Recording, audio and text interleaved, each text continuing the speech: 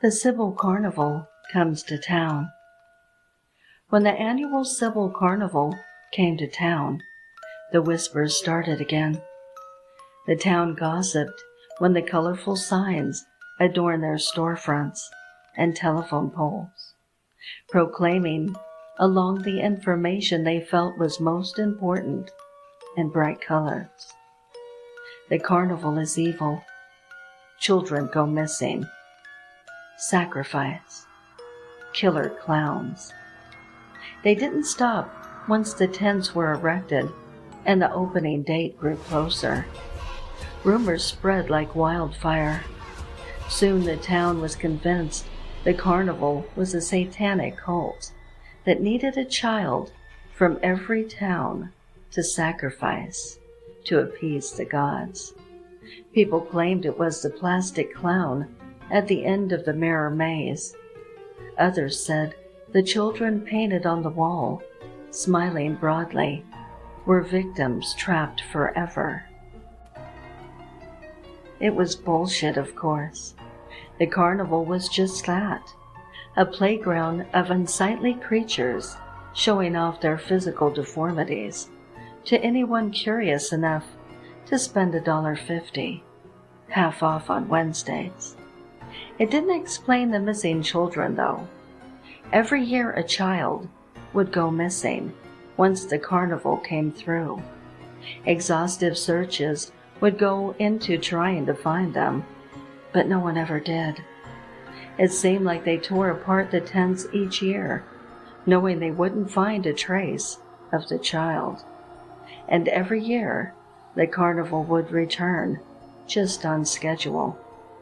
Soon enough, the festivities went on until it was the last day. The whispers had stopped by now. The fear diluted by their enjoyment as they entered through the open flap in the main tent. The flashing lights and the music that was far too loud intoxicated them. It seemed like the carnival would come and go without any children disappearing. No one would go missing, and everyone was able to breathe a sigh of relief. Maybe the carnival had nothing to do with them. At least, that's what people wondered, until Marie went missing, just hours before the carnival was set to leave. Her mother screamed at the owner, who looked just as perplexed as the circus master, begging him to give her daughter back. They searched again, each tent thoroughly examined for any sign of her. Once again, they came up empty-handed. The carnival soon departed, the police finding no reason to keep them. There just wasn't a trace of her. The rumors became wilder than ever. Ghosts, monsters, aliens, anything to explain the carnival attendants who could make a child disappear from a busy place with not a single witness. But the explanation was far more horrendous than anything they could have came up with. They had checked the tents over and over every year, desperate for the missing children. And even though they searched the tents until there was nowhere to hide, they never found the kids. After that year, the carnival never came back. Children stopped going missing, but they never found the children who had already disappeared. It was like they'd vanished into thin air. Because although they had searched everywhere in the tents, they never thought to check the ground beneath them.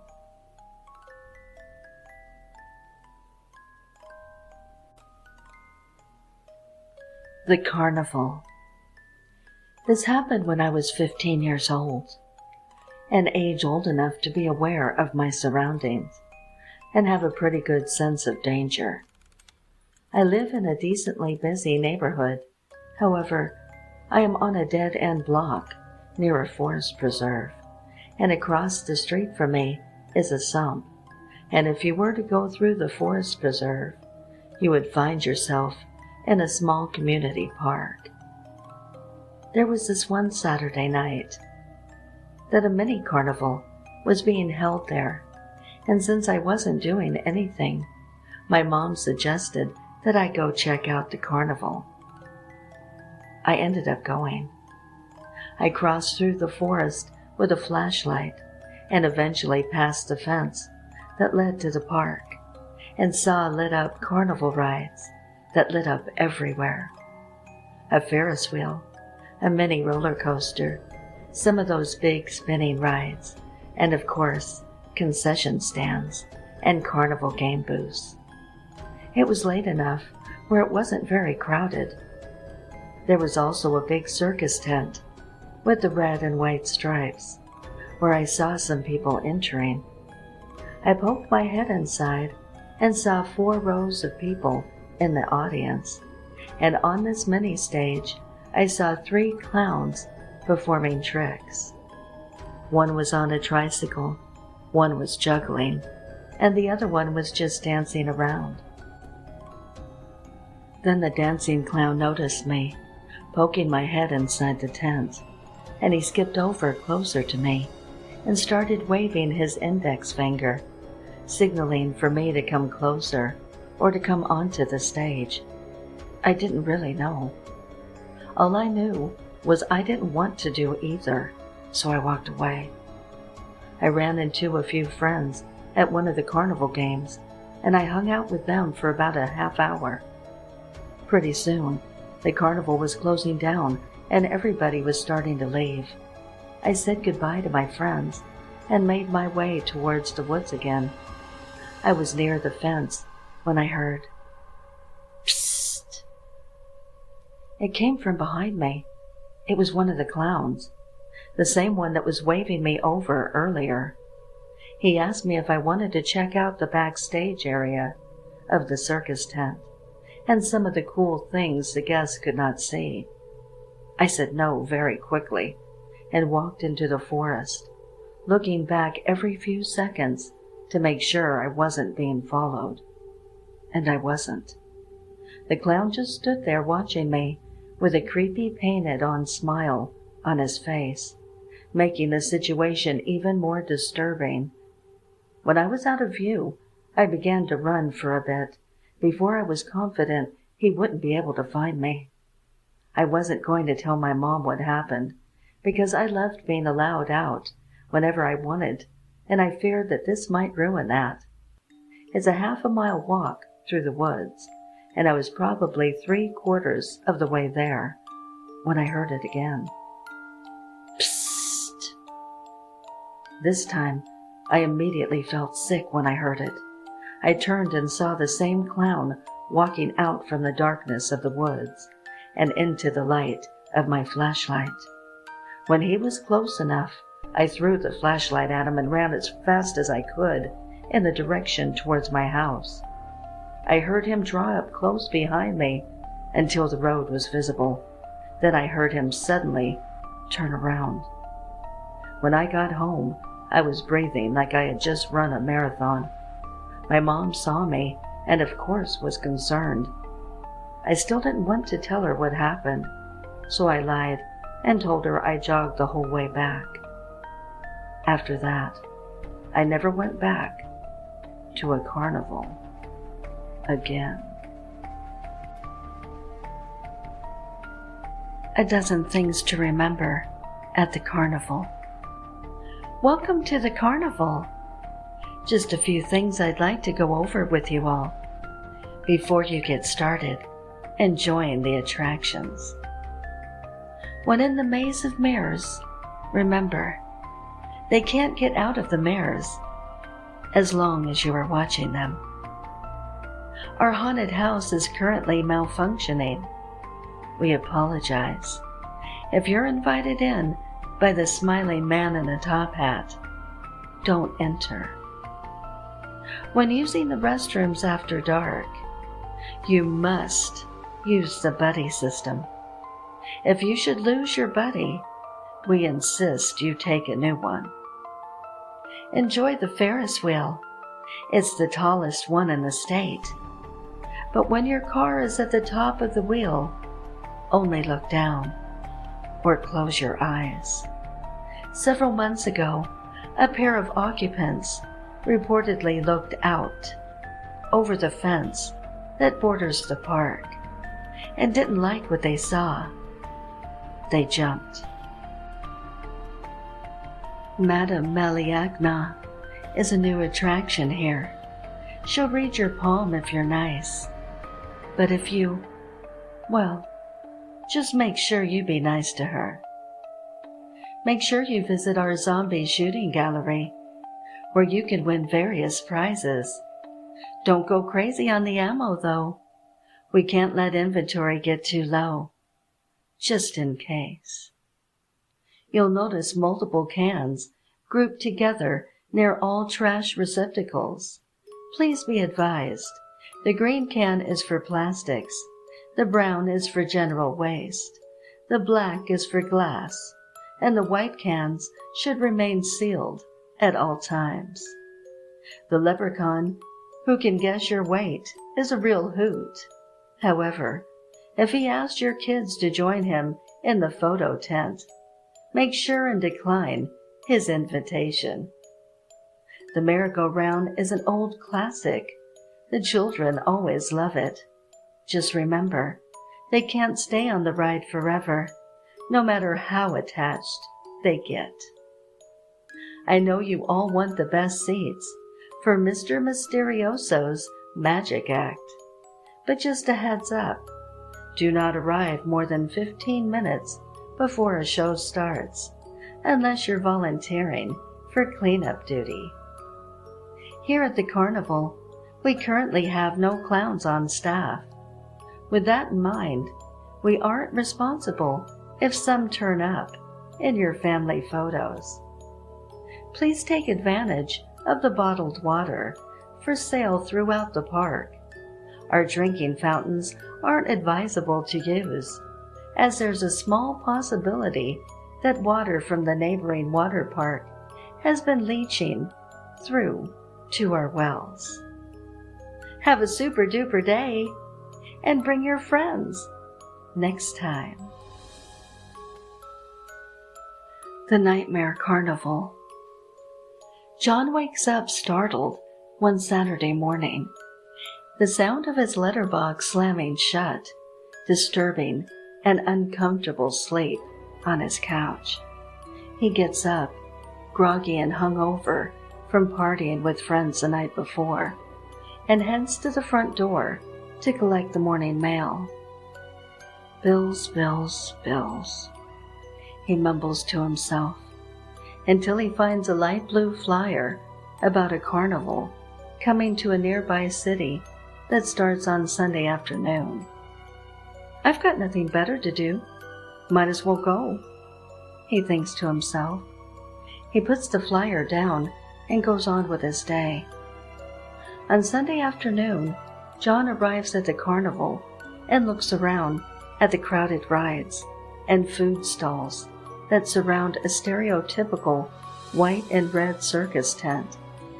He spots a clown walking behind a food stall nearby. John had always been afraid of clowns because of nightmares throughout his childhood. He hated the baggy pants, the blood-red smiles painted on their face, the big red noses, and the creepy laughs. He shudders and tries to focus on something else. He goes to the nearest food stall and buys a hot dog and a drink.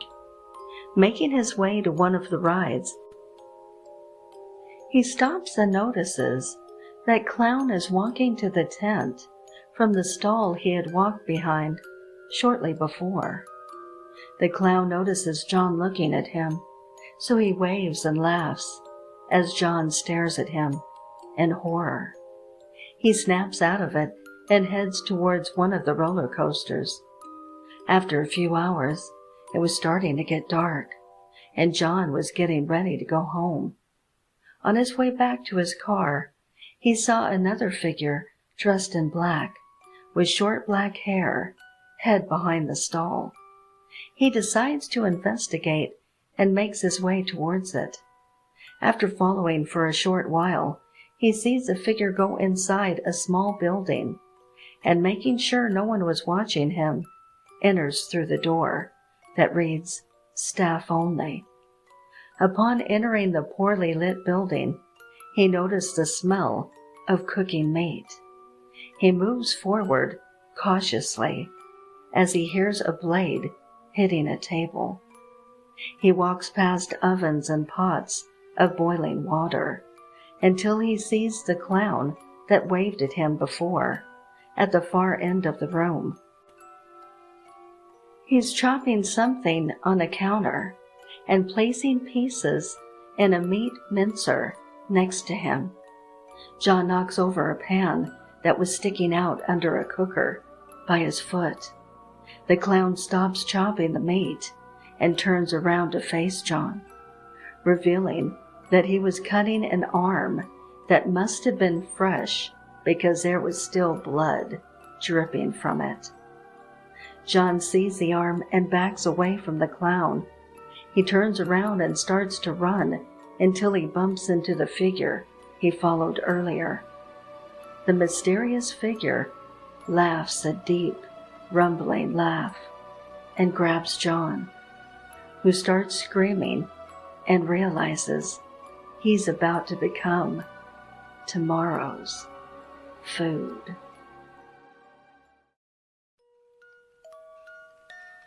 Devil's Roadshow. A 17-year-old girl named Sadie sat at her desk, eagerly looking up at the clock, waiting for the final bell to ring. It wasn't just because it was another long, boring day of school and couldn't wait to get the weekend started, but also because the carnival was in town and her friends had big plans for tonight. 3, 2, 1. "Yes!" she exclaimed as she jumped out of her seat, rushing past Mrs. Johnson as she blabbered about some paper due Monday morning. But she didn't have time for that. All she could think of was getting to that carnival. As she ran through the corridors and out the front, she saw her 3 friends waiting for her on the sidewalk. There was Kathy, Judy, and Jessica. "Hurry up, Sadie. Let's go. We have to get ready for tonight," all 3 shouted. Yeah, I'm moving as fast as I can here." They started for home as quickly as they could. They all lived on the same street, so they'd be able to leave right away when they were all done getting ready. Sadie's mom was driving them. As they got closer to their street, Kathy pulled a flyer from her binder. It read, "A coterie of horrific delights awaits you. Put away your reserved inhibitions and come and enjoy the pleasures of the Demon's Roadshow." "I can't frickin' wait!" shouted Judy. "This is gonna be frickin' awesome, guys." "Yeah, I wouldn't be so quick to get all excited there, guys. Haven't you heard about the Devil's Roadshow before?" Jessica asked. All 3 girls looked at Jessica, puzzled. "No, what about it?" they asked. "Well, the carnival travels all over the country, from small town to small town, and after they leave each town, reports start to surface of missing children that were always last seen at the carnival." Sadie looked visibly worried down at the end. As thoughts circled her mind of not going to the carnival with her friends, Kathy noticed something wrong and spoke up. "Don't worry, Sadie. Jessica is talking out of her ass. There's no connection between the disappearances and the carnival. If there was, then the police would have done something by now." Sadie relaxed a little after that and continued on with her friends. As the girls walked down the street, They said their goodbyes and agreed to meet back in front of Sadie's house at 6 o'clock. The girls took 2 hours to get ready and were all outside Sadie's house waiting for her and her mother. Sadie stood there and noticed the excitement on her friends' faces, but for some reason she just couldn't shake Jessica's words from earlier. She stood there almost in a trance, wondering, what if it was all true? "Sadie, get in the car, we're waiting," her mother urged. Sadie snapped to and got into the car. 20 minutes later, and they were there. As they got out of the car and approached the entrance to the carnival, the girls stood in amazement. Red and white tents greeted them in the distance. The sounds of excitement could be heard. The delicious smells of carnival food could be smelt, wafting through the air. And the flashing, sparkling lights glimmered in their eyes. They approached the ticket booth, where inside was sitting an old woman dressed like a gypsy fortune teller. Judy approached and asked, "4 tickets, please," and handed the old woman a $20 bill. "Why, thank you, my dear. Don't you 4 look lovely this evening? I hope you enjoy your night. Try our haunted fun house. You'll do just fine, ladies." As the girls walked off, Sadie looked into the booth and saw the old woman crack a creepy grin across her face, but turned away quickly when the old woman noticed her. The girls made their way through the crowd, elbowing their way past large families and bratty kids to get to the center of the carnival. There they stood, surrounded by the glowing lights of the rides. The large Ferris wheel to the left of them, the octopus to the right, and in front of them stood the Demon Roadshow Haunted Fun House. The chatter and buzz around them was picking up from the games next to them. "Hey, let's play some games, guys. I want to win that stuffed bear," shouted Kathy. The other girls agreed and played every game they came across, winning multiple prizes throughout the night. Then decided to take a break and grab some fresh, hot funnel cakes after they rode every ride in the park. It truly was a great night, a night as good as any of the girls could have expected. The carnival was about to close, and people started filing out, but there was one thing they had left to do before they left. "All right, guys, it's time for the fun house," Jessica exclaimed. Kathy and Judy shouted, "Let's do this!" Sadie, however, had a slight look of fear on her face. "Don't be scared now, Sadie. You're not a baby anymore, are you?" asked Jessica. Sadie got angry when she heard that. "No, I'm fine. Let's go," Sadie barked back.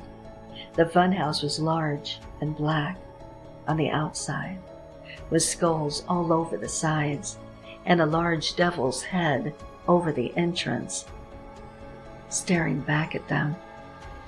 The girls grabbed each other's hands and headed inside. A hooded figure greeted them as they walked in the door. "Hello, ladies. Enjoy the funhouse. You look like you'll make lovely additions here." "Right. Thanks, pal," Jessica said sarcastically. The first room that they stepped into was a hospital-themed one, blood all over the walls, and a young girl bleeding, laying on a gurney, and an employee dressed as a doctor pretending to stab the girl with a scalpel. Now, the girl on the gurney was a fake prop, but it looked so real. Her eyes, the dried blood all over her body. It was very eerie. Jessica tried to get a closer look because something looked familiar with that dummy. But the guy in the doctor outfit got in the way and moved them into the next room. On their way to the next room, a few figures jumped out and scared them. then vanished back into the walls. The girls could tell Sadie was starting to get scared, so they put her in the middle of the group. Jessica led the girls into the next room. Now this room was dimly lit red and had a destroyed police station theme. There were fake dead bodies strewn all around the room, but two stood out more prominently than the others. A younger-looking guy hanging over the desk with his eyes rolled back and his throat slit, and a girl sitting up against the wall with two knives sticking out of her chest. Once again, Jessica looked at the dummies with a feeling of déjà vu. This time, though, she was able to get a good look because there was no costumed employee to scare them out of this room. When she looked at their faces, her heart sank. She told the girls to run. They listened and ran out of the room to the next, figures jumping in and out, trying to scare them, props doing the same, each time making at least one of the girls scream out. After a few minutes, they spotted the exit sign and ran out. "What is it, Jessica? Why did you tell us to run?" Sadie asked with concern.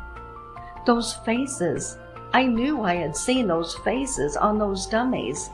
They're the faces of the missing people from the towns the carnival has visited. I just frickin' saw them in an online article I read while getting ready tonight. You know, I told you about this carnival earlier. I wasn't making this shit up." "Are you sure?" the girls asked. "You're not just screwing with us, are you?" "No, damn it. We need to get out of here and call the police," Jessica shouted. "Wait a minute. Where the hell is Kathy?" Judy asked hesitantly. "She was right behind us." Jessica responded confusingly. They shouted and searched, but she wasn't there. There were no people left in the park to ask for help, and the doors to the funhouse were locked. They ran and ran till they reached the police station and told the cops everything that happened. They took them back to the carnival, and the police searched the entire park for Kathy, but nothing was there. They searched the funhouse as well, but it was completely clean. The only things that were inside were the props and bloody dummies. There was no trace of the missing people Jessica had seen earlier. The police questioned the operators of the park, but they denied everything. And since there was no signs of anything nefarious, Jessica and her friends were branded liars. And no one believed Jessica at all about what she saw, or the missing persons. Poor Kathy was declared a missing person, and of course was never heard from again. So next time the Devil's Roadshow comes to your town, don't go. But if you do, please don't go into the funhouse.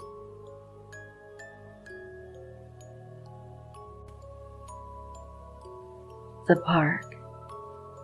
The park was a semi-popular hangout spot, usually frequented by teenagers, whether it be for the seclusion it offered or the creepiness it radiated.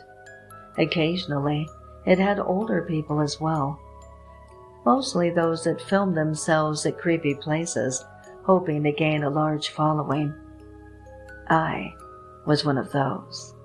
I had done my research and stumbled onto this place, the park. Such an unoriginal name. It was an abandoned theme park, although abandoned may not be an accurate description, I thought, seeing bottles, food packages, and condoms scattered around. My friend Miranda said she'd join me tonight, but there had been no sign of her yet. Right now, it actually was abandoned, me being the exception. Despite all of their boasting, there were never any teenagers here after midnight. I walked around, looking for a place to start filming. There was a shop that had doll heads arranged at the windows. Creepy enough, but somewhat overused. Maybe I'll check it out if I can't find anything else. They looked so real, so unnerving. I followed their dead gaze. Then I saw it, the Ferris wheel. There was a slight wind, shaking the carts, releasing eerie creaks. It almost sounded like a sort of howling. So I set up my camera. I filmed it for a bit. With some editing, I could turn the shaking carts into a loop. While checking whether it was set up right, I noticed a light, almost like a flashlight, coming from one of the top carts. I also thought I heard a giggle, riding the wind. Did the wind increase in power? Weather reports had been promising. One of the carts seemed to move more than the others. Had that been the one where the light came from? I heard a giggle again, clearer this time. I couldn't suppress a smile. Miranda had come, after all. How had she gotten up there, though? Nothing else to do than climb through the framework. It wasn't unusual for us to climb the highest places we could find. Aerial photos have their own kind of creepiness, after all, revealing things you wouldn't have noticed from below. It was cold up here. The wind had definitely increased. I was surrounded by howls. Miranda sure had a talent for finding creepy places. More giggles. She must be loving the view. Me, sweating and shivering, occasionally blinded by her flashlight. I pulled myself into her cart. It was shaking precariously. I froze. She was in the cart. Sort of. Or, well, her body was. Her head was gone. Giggles came from the cart above me, and I was blinded by a flashlight.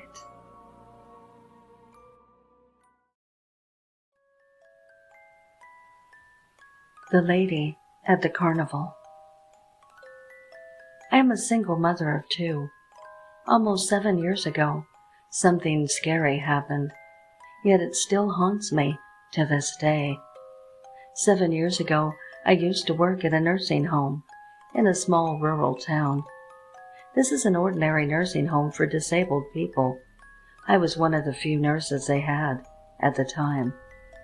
I was pregnant at the time with my younger son, and my older son was only 7 years old. We were living in my brother's house, a little bit far from the nursing home, because I couldn't afford a house near the nursing home at the time. Even though my brother and his wife treated us really nice, once in a while I used to book a motel room near the nursing home and stayed there for a night or two with my son to give my brother and his wife some space. Also, it was a good change for my son, too. He liked to stay out and eat out. So this time, as always, I booked a motel to spend 2 nights near the nursing home. We checked in early to the motel because we were planning to attend a carnival near the town. We drove to the carnival around 4 p.m. It wasn't a very huge carnival, but it had so much fun stuff for us to do.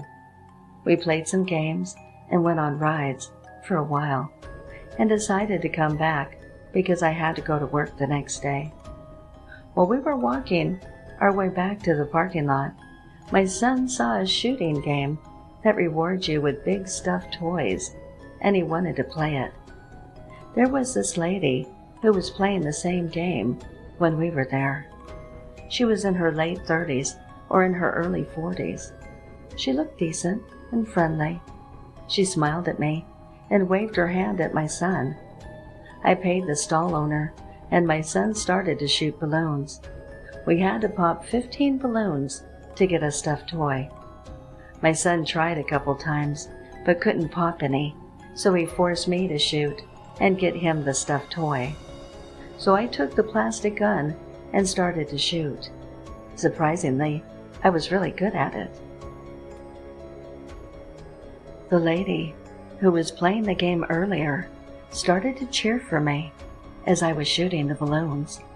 She walked to my son and asked, "What's your name?" Then she took my son to her hands and started to throw him in the air, saying weird things like, "You're my precious little thing, aren't you?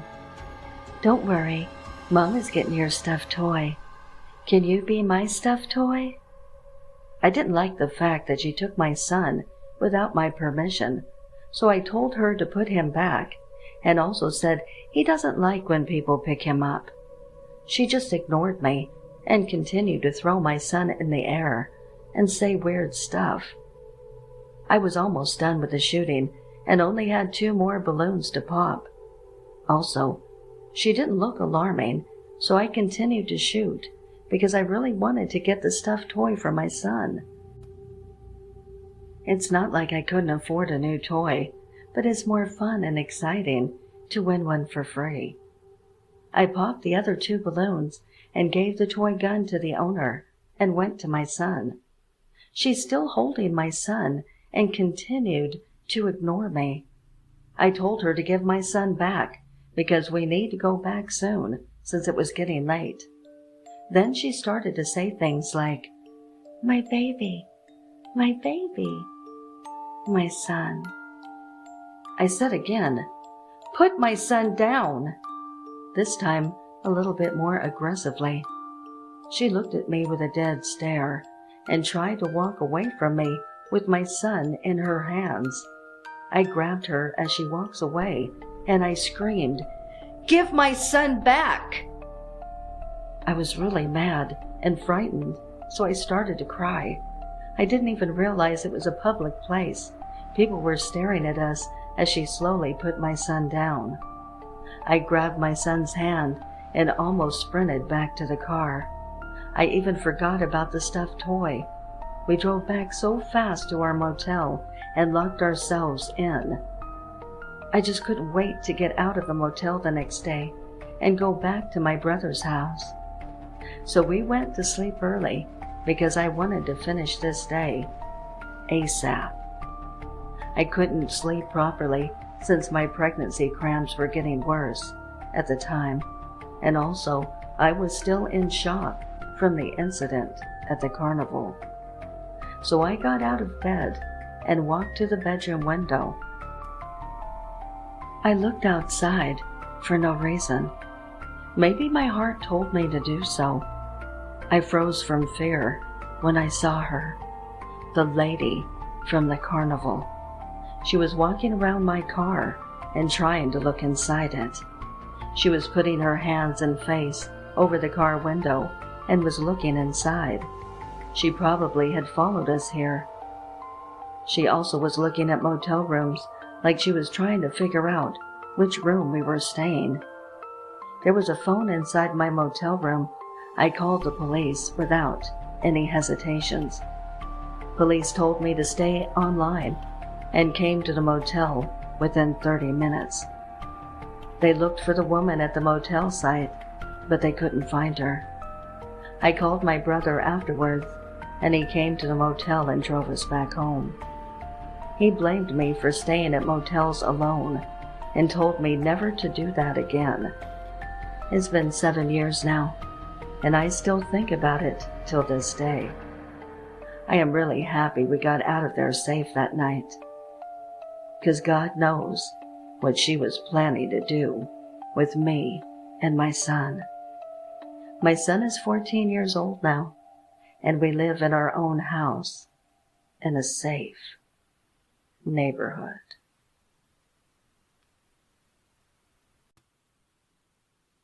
"Step right up, kill a felon, win a prize," said the carny at the booth full of fun prizes, which drew Anthony's attention. Upon further inspection, multiple people could be seen tied to a spinning wheel, all of which with duct tape over their mouths. "Excuse me, sir. Is this even legal?" "Of course it is. All these sorry souls were to be put to death anyway." The carney then handed Anthony a shotgun. "Kill any of them. You win a prize."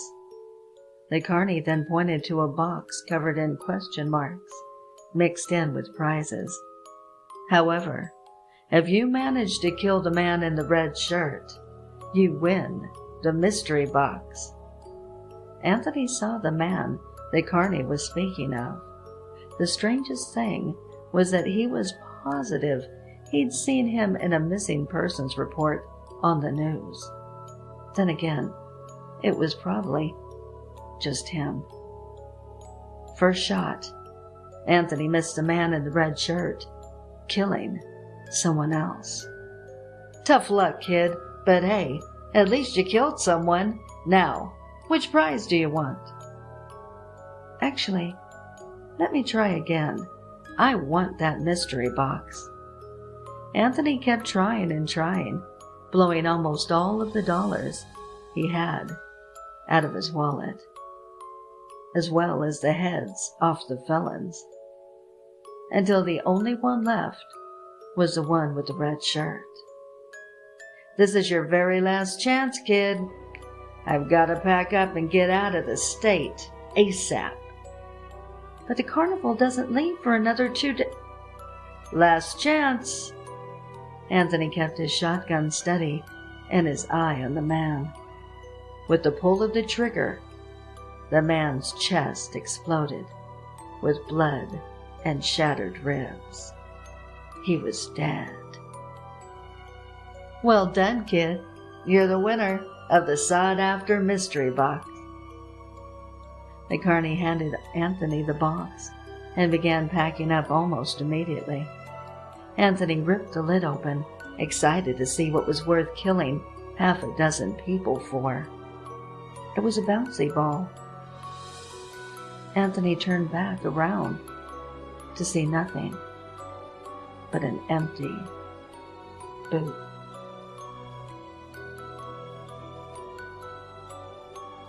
The Carnival Prize. The rich smell of greasy fried food permeated the air as a shrill and nasally voice beckoned loudly. "Step right up, folks. Win a prize. 50 cents or $1 gets you 3. You there, red baseball cap. Come on, kiddo, what you say?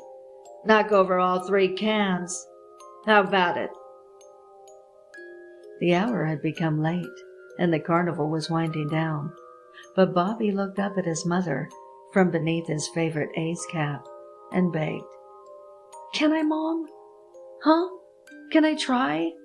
I want to win you that pink teddy bear." He pointed to a small, cheap plush bear of garish pink. Its black glass eyes appeared forlorn, as if it wanted nothing more than to get the hell away from this carnival. She licked remnants of cotton candy from her lips and smiled lovingly at her only child. It was hard to deny him anything, especially after the recent loss of his father. "Sure, Tiger, you bet." She fished a single crumpled dollar bill from her purse and passed it to him. He smiled in return and he said, "Thanks, Mom." He handed it over to the carney and asked politely, "3, please." The short, plump man dropped 3 baseballs onto the worn wooden partition between them, stood back, and grinned knowingly. This dumb brat couldn't knock over a paper bag with those scrawny little arms. Another easy buck in his pocket. Bobby studied the seemingly wobbly aluminum milk cans for a moment, squinting his eyes and creasing his forehead. Satisfied, he wound up and pitched. The ball skewed left because of the small lead weight inside of it. He frowned, considered the second ball, and pitched again. It flew to the right and missed. He tossed the third ball in his hands, feeling it, weighing it, observing the subtle difference between this ball and the others. He narrowed his eyes and glared at the carny, his lips peeled back from his teeth angrily. "You're a filthy cheater, asshole!" The carny feigned shock, then grinned mischievously. "My dad hated cheaters," Bobby spat.